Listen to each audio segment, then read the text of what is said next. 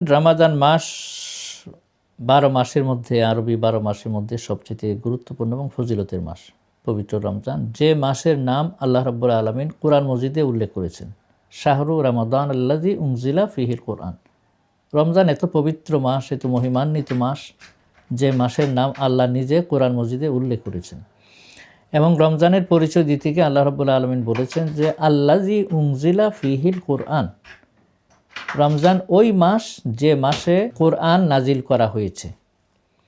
তার মানে কোরআন নাজিল হওয়াটা একটা বড় ধরনের একটা ঘটনা, যার কারণে আল্লাহ কোরআনের ঘটনা দিয়ে রমজানের পরিচয় দিয়েছেন।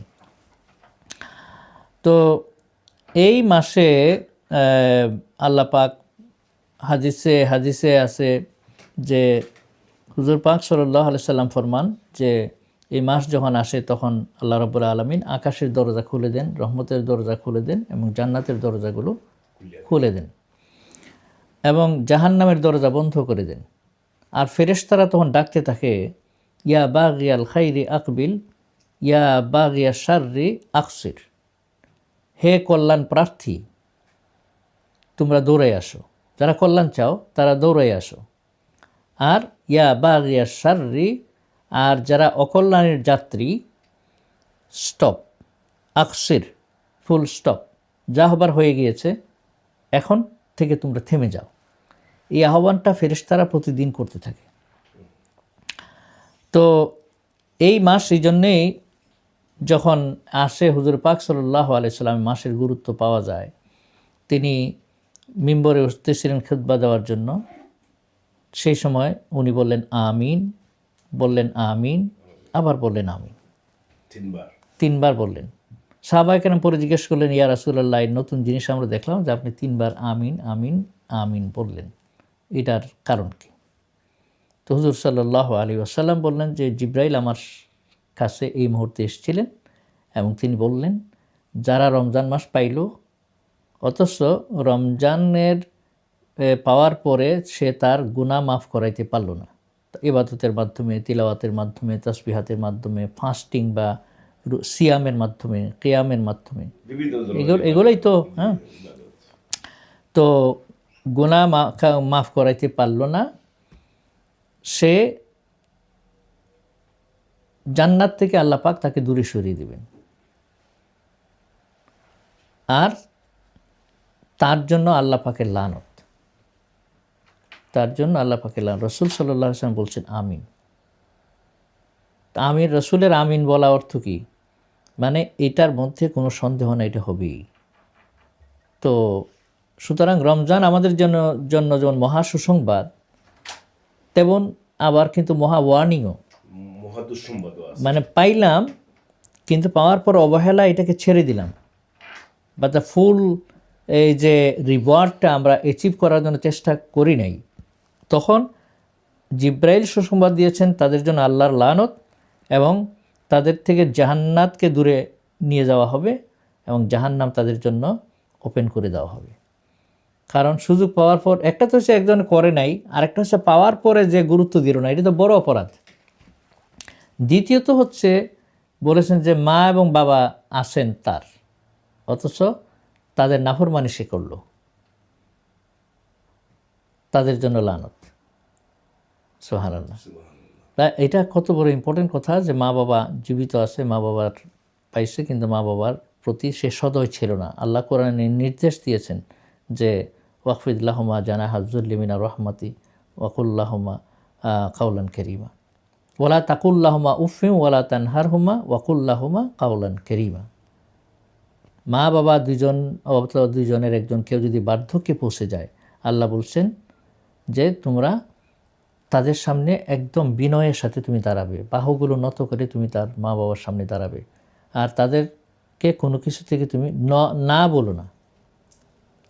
কত কিছু মা বাবা বুড়ো বয়সে দাবি করে, যেমন আমরা শিশুকালে দাবি করতাম, আমার মা বাবা তো আমাকে কোনো দিন না করে নেই কোনো জিনিসে, কত উৎপাত আমি করছি, কিন্তু এখন আমার বাবার মায়ের বুড়ো বয়সে তাদের কোনো কথা, একটু অতিরিক্ত কথা বললে, অতিরিক্ত চাহিদা করলে সাথে সাথে এগুলোকে রিজেক্ট করা হয়, প্রতিক্রিয়া।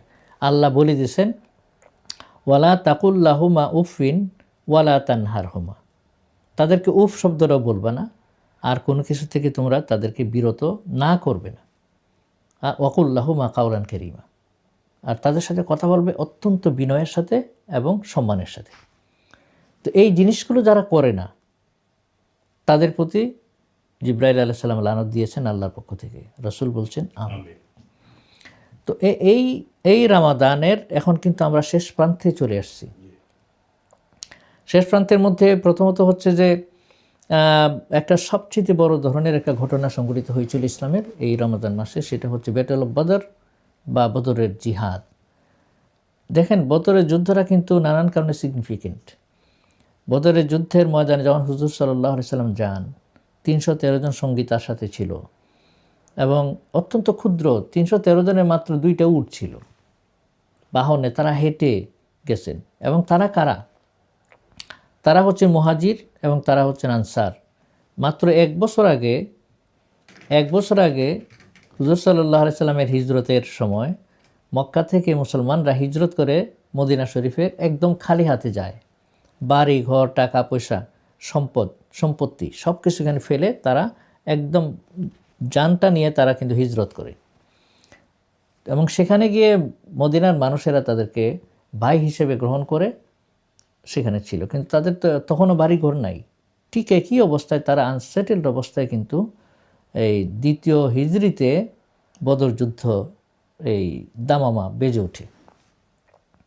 তখন যারা যুদ্ধে গিয়েছিলেন তারা মানসিকভাবে বিপর্যস্ত ছিলেন, শারীরিকভাবে ক্লান্ত ছিলেন এবং আপনার তাদের এই যে স্বভূমি মাতৃভূমি দেশ মাতৃকা ছেড়ে সমস্ত সহায় সম্পদ রেখে খালি হাতে এই জায়গায় আসেন, তারও একটা মানসিক চাপ আছে। সব মিলিয়ে এই সময় কিন্তু যুদ্ধের ময়দানে তাদেরকে যেতে হয়েছে এবং তখন তাদের হাতে তেমন কোনো অস্ত্র ছিল না। মাত্র 70টা তরবারি ছিল 313 জনের জন্য, আর 2টা উট ছিল। তো এইটুকু সাধারণ জিনিস নিয়ে বিশাল কুরাইশদের বিশাল বাহিনী, 1000-এর উপরে তাদের সৈন্য, বড় বড় সর্দার যোদ্ধারা সেখানে ছিলেন, তাদের মোকাবেলার জন্য ইসলাম গিয়েছেন। রাসূল সাল্লাল্লাহু আলাইহি সাল্লাম বদরের ময়দানে গিয়ে তিনি যা আছে তাই নিয়ে সেখানে গিয়ে আল্লাহর দরবারে দোয়া করেছেন যে আল্লাহ, আজকে যদি তুমি মুসলমানদেরকে তোমার বান্দাদেরকে আজকে এখানে পরাজিত করো, তাহলে তোমার দিন মুখে নেওয়ার, তোমার নাম মুখে নেওয়ার মানুষ আর থাকবে না। আর তুমি যদি তাদেরকে বিজয় দান করো তাহলে এর মাধ্যমে দিন জিন্দা হবে। আল্লাহ তার মোনাজাত এই রমাদানে এবং এই 17 তারিখে, আজকের এই দিনটা যারা এই 17 তারিখে এই যুদ্ধ সংঘটিত হয়েছিল বাজার প্রান্তরে। এবং রাসূল সাল্লাল্লাহু আলাইহি সাল্লাম এমনভাবে তিনি যুদ্ধের কৌশলটা লম্বা আলোচনা,